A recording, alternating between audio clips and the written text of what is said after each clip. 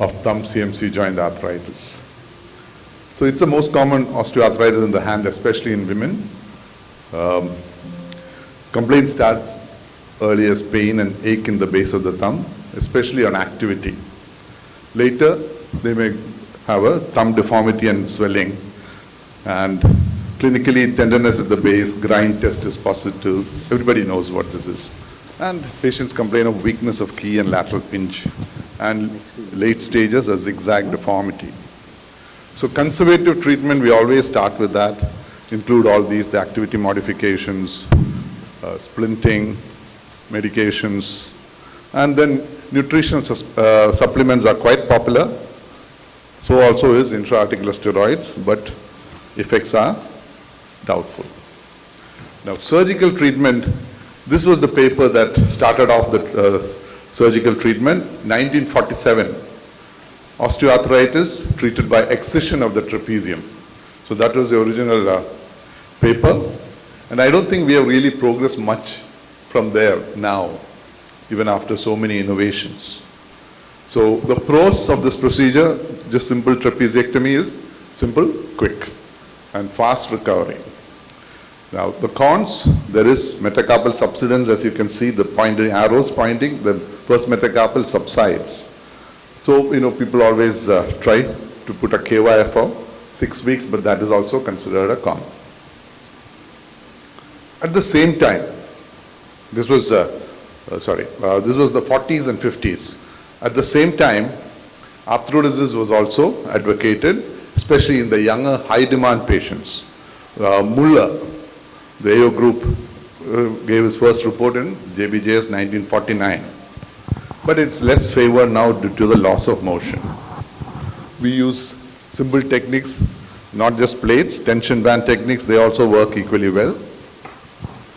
In the 60s and up to 79, that was when the radical changes started happening.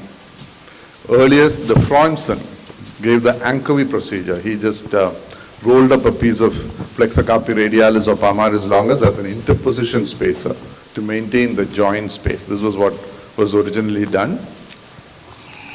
And then people also tried trapeziectomy and filled up the area with the tissue anchor V.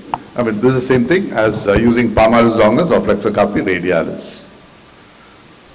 Then in 1973, this paper came up.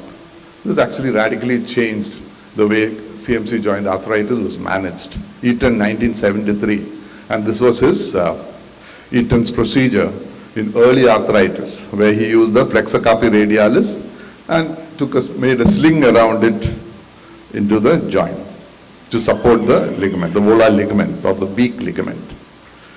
And he also introduced the classification which you all even now follow. In the stage 1, there's a normal or slightly widened joint with normal articular surfaces. In stage 2, there is a decreased joint space and plus or minus subluxation of about 1/3 plus osteophytes less than 2 millimeters. In the stage 3, there is a much larger osteophyte, more than 2 millimeters. And in stage 4, there is involvement of the scaphotrapezial joint also, plus a deformity.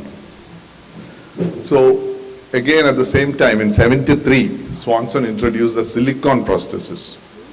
And De Caffinier introduces accouturier prosthesis in 1979. I think both of them have been relegated to history, really, because of various complications.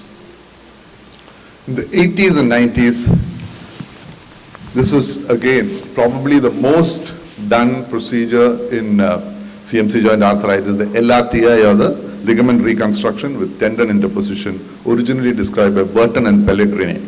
So here you reconstruct the volar ligament and put a spacer again. And this became the gold standard for advanced 2 to 4 disease.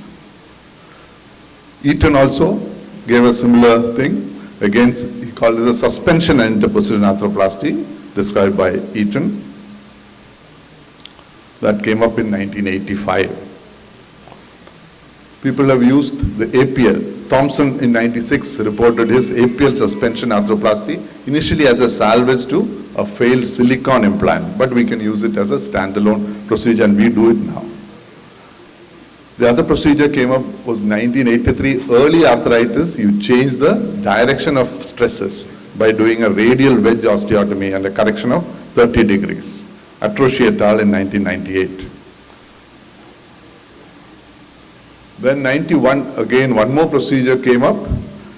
That is thumb denervation. The lateral antebrachial cutaneous nerve, superficial radial nerve, and terminal branches of median nerve are cut. This is now, again, become very popular, especially in Europe. In the 2000s, the name changed, and they call it the hematoma distraction arthroplasty, along with suspension techniques like the suture button suspension plasty, which we are going to do here, the mini tightrope, Arthrex, who has sponsored this workshop. And in the hematoma distraction, you take out the trapezium, just put KYS to support the joint, leave it for some time, and then that distracts, and the hematoma kind of fibroses everything. And this is when you add a suture anchor, a tightrope to this is what the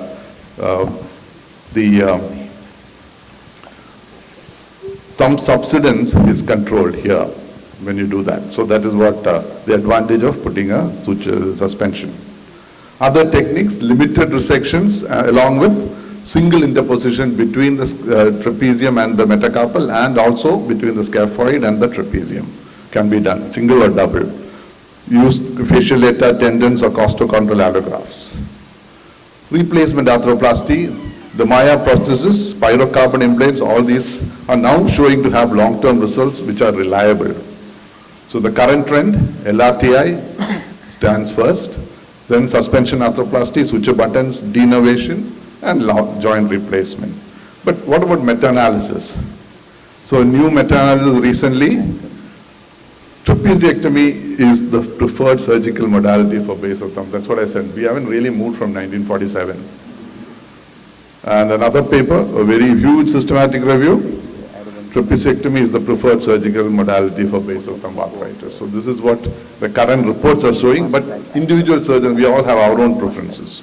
The future direction, joint preserving techniques, then must have better randomized controlled trials, and you must understand there is no best clear best method. Most of the time it is surgeon's preference. And minimally invasive options also should be considered. Thank you very much.